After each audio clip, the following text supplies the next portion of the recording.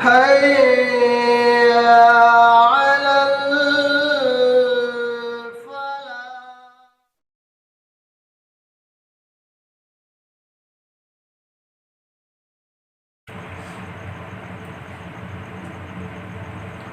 الحمد لله رب العالمين والصلاة والسلام على رسوله الكريم وبعد. أعوذ بالله من الشيطان اللعين الرجيم من همزه ونفثه ونفخه. بسم الله الرحمن الرحيم. لا جناح عليكم إن طلقتم النساء ما لم تمسوهن أو تفرضوا لهن فريضة ومتعوهن على الموسع قدره وعلى المقتر قدره متاعا بالمعروف حقا على المحسنين. وإن طلقتموهن من قبل أن تمسوهن فقد فرضتم لهن فريضة فنصف ما فرضتم إلا أن يعفون أو يعفو الذي بيده عقدة النكاح وأن تعفوا أقرب للتقوى ولا تنسوا الفضل بينكم إن الله بما تعملون بصير. اس سے پہلی آیتوں میں اللہ رب العالمین نے طلاق کے مختلف احکامات بیان فرمائے. اس کے بعد دودھ پلانے کے احکامات، رضاعت کے مختلف احکامات کو بیان فرمایا. ان آیتوں میں بھی اللہ رب العالمین طلاق شدہ عورتوں کے تعلق سے مزید احکامات بیان فرما رہا ہے. کہا اللہ نے کہ لا جناح علیکم ان طلقتم النساء ما لم تمسوهن او تفرضوا لهن فریضہ، کہ اگر تم نے عورتوں کو ان کو ہاتھ لگانے سے پہلے اور ان کا مہر مقرر کرنے سے پہلے اگر طلاق دیتے ہو تو تم پر کوئی گناہ نہیں ہے. ومتعوہن، اور ان کو کچھ نہ کچھ فائدہ پہنچایا کرو. علی الموسع قدرہ وعلی المقتر قدرہ، مالدار صاحب استطاعت پر اس کی طاقت کے مطابق مقدار ہے اور تنگ دست پر اس کی طاقت کے مطابق مقدار ہے.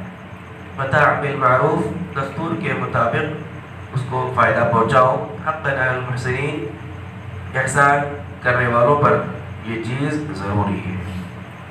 اس آیت کریمہ میں اللہ رب العالمین نے ایسی عورت کا تذکرہ کیا، ایسی عورت کا حکم بتایا کہ جس کو طلاق دے دی گئی ہو اور نکاح کے بعد اس کے شوہر نے اس کو ہاتھ بھی نہیں لگایا، یعنی خلوت صحیحہ نہیں ہوئی ابھی، اور اس کا مہر بھی مقرر نہیں ہوا تھا نکاح کے وقت.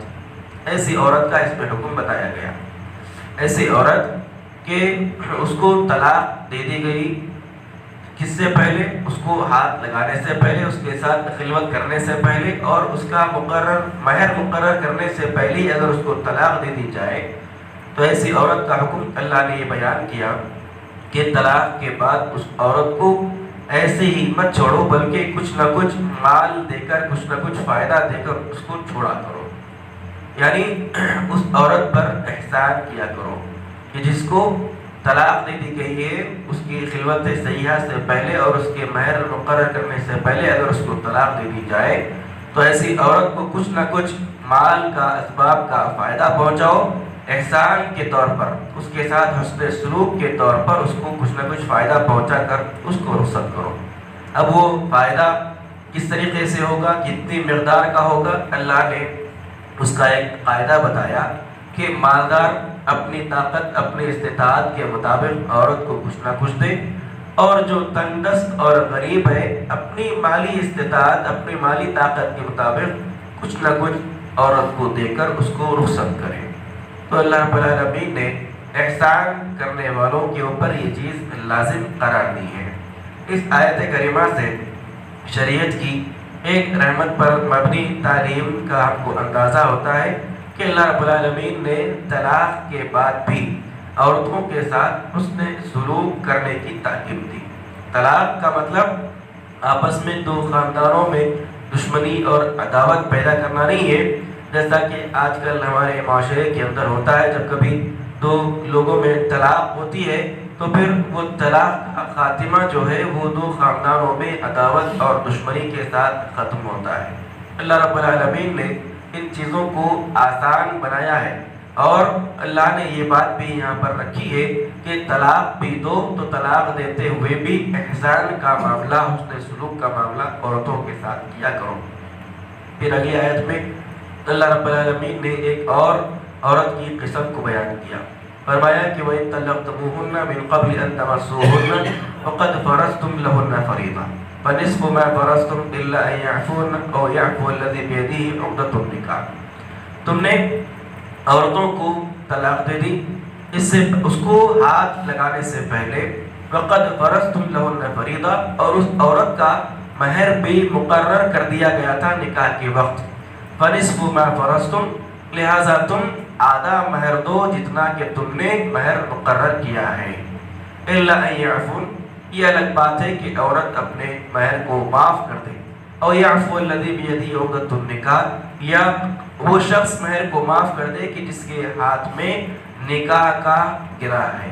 وَأَن تَعْفُوا أَقْرَبُ لِلتَّقْوَىٰ، اور اگر تم معاف کرتے ہو تو یہ تقوی کے زیادہ قریب ہے۔ وَلَا تَنْسَوْا الْفَضْلَ بَيْنَكُمْ، اور تم اپنے درمیان ایک دوسروں کے مرتبے اور فضیلت کو نہ بھولو۔ ان اللہ بما تعملون بصیر، یقیناً اللہ رب العالمین تمہارے اعمال کو دیکھنے والا ہے۔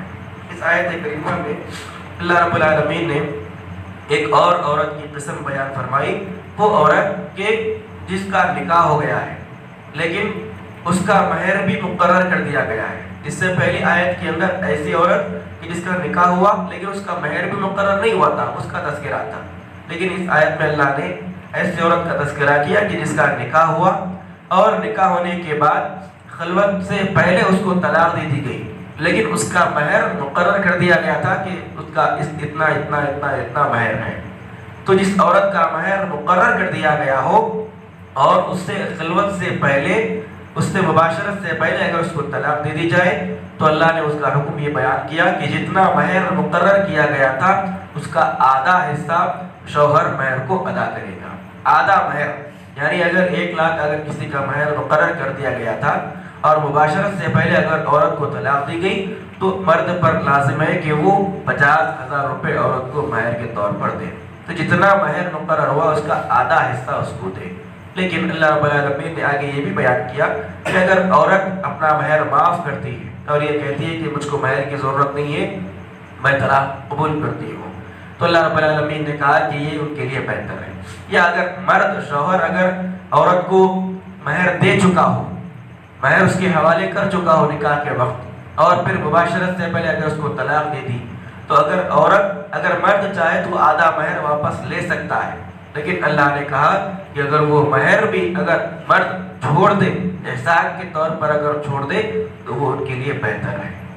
تو معاف کرنا اور فضل کا ایک دوسروں کے ساتھ معاملہ کرنا، حسن سلوک کا ایک دوسروں کے ساتھ معاملہ کرنا، نکاح کے وقت بھی اور طلاق کے وقت بھی، یہ چیزیں تقویٰ اور اللہ رب العالمین سے ڈرنے والی چیزیں ہیں، لہٰذا اللہ نے یہ چیزیں بیان کی۔ پھر فرمایا کہ حافظوا، یہ 2 قسم کی عورتیں ہوئی، ایک پہلی آیت میں ایسی عورت کہ مباشرت سے پہلے جس کی طلاق ہوئی اور اس کا مہر مقرر نہیں تھا، اور دوسری عورت وہ کہ مباشرت سے پہلے اس کی طلاق ہوئی، اس کا مہر مقرر تھا، تیسری عورت وہ کہ جس کا نکاح ہوا، اس کے ساتھ مباشرت بھی ہوئی اور اس کا مہر بھی مقرر ہوا۔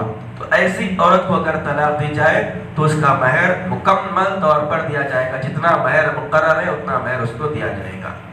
اور چوتھی قسم عورت کی یہ بھی ہے کہ جس کے ساتھ نکاح ہوا، اس کے ساتھ مباشرت بھی ہوئی لیکن اس کا مہر مقرر نہیں تھا، تو ایسی عورت کو مہر مثل دیا جائے گا۔ مہر مثل کا مطلب کہ اس کی عورت کے خاندان میں عام طور پر جتنا مہر دیا جاتا ہے، یا مرد کے خاندان میں، مرد کے گھرانے میں عام طور پر عورتوں کو جتنا مہر دیا جاتا ہے اس کو مہر مثل کہا جاتا ہے۔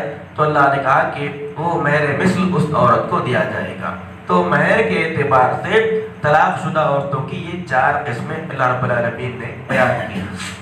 اس کے بعد نکاح اور طلاق کے احکامات کو بیان کرنے کے بعد اللہ رب العالمین نے درمیان میں نماز کی حکم کی پابندی اور اس کی فضیلت کو بیان کیا اور کہا کہ حافظوا علی الصلوات والصلاۃ الوسطی، کہ تم نمازوں کی حفاظت کرو اور خاص طور پر درمیان والی نماز کی۔ وقوموا للہ قانتین، اور اللہ رب العالمین کے سامنے باادب کھڑے رہا کرو. فَإِنْ خِفْتُمْ فَرِجَالًا أَوْ رُكْبَانًا، اور اگر تم کو خوف ہے تو پیدل یا سواریوں پر نمازیں ادا کیا کرو. فَإِذَا أَمِنْتُمْ فَاذْكُرُوا اللَّهَ كَمَا عَلَّمَكُمْ مَا لَمْ تَكُونُوا تَعْلَمُونَ، اور جب تم امن میں ہو، سکون چین میں ہو، تو اللہ رب العالمین کو اسی طریقے سے یاد کرو جس طریقے سے کہ اللہ نے تم کو سکھلایا ہے. مَا لَمْ تَكُونُوا تَعْلَمُونَ، تم کو وہ باتیں سکھلائی ہیں جو تم نہیں جانتے تھے.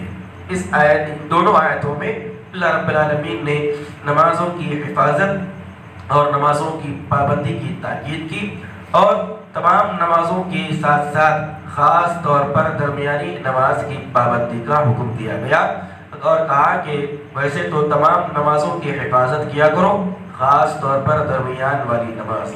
درمیان والی نماز سے مراد عصر کی نماز ہے. عصر کی نماز کی خاص طور پر حفاظت کا حکم دیا جا رہا ہے. پھر اللہ نے کہا کہ اللہ رب العالمین کے سامنے ادب اور احترام کے ساتھ کھڑے رہا کرو.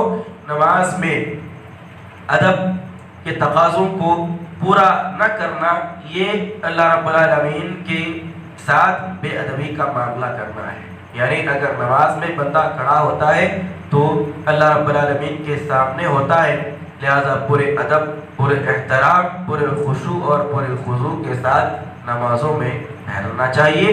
دل کی حاضری بھی نماز میں ضروری ہے اور بدن کی حاضری بھی نماز میں ضروری ہے.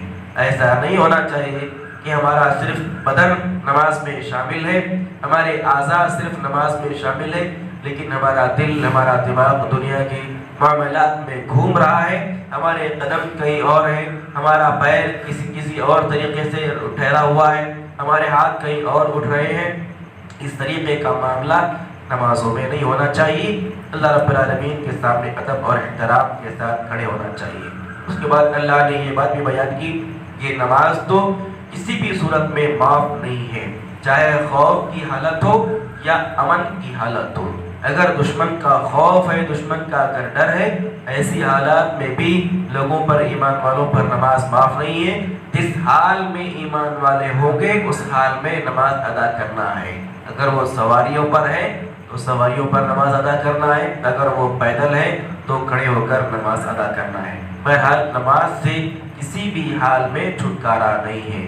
پھر اللہ نے کہا کہ جب امن کی حالت ہو تو اللہ نے تم کو جس طریقے سے نماز پڑھنا سکھلایا ہے اسی طریقے سے تم نماز پڑھا کرو. تو نماز کی پابندی اور نمازوں کی حفاظت کا ان آیتوں کے اندر حکم دیا گیا.